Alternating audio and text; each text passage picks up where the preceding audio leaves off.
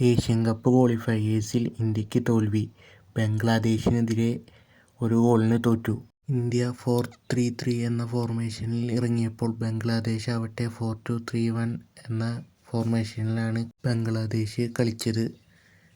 എന്നാൽ വളരെ നിരാശപ്പെടുത്തുന്ന ഒരു പ്രകടനമാണ് ഇന്ത്യൻ ടീമിൽ നിന്ന് കാണേണ്ടി വന്നത്. ബംഗ്ലാദേശിന് ഒരു കൗണ്ടറിലൂടെ കിട്ടിയ ബോൾ അത് നിഷ്പ്രയാസം അവർ ഗോളാക്കി മാറ്റി.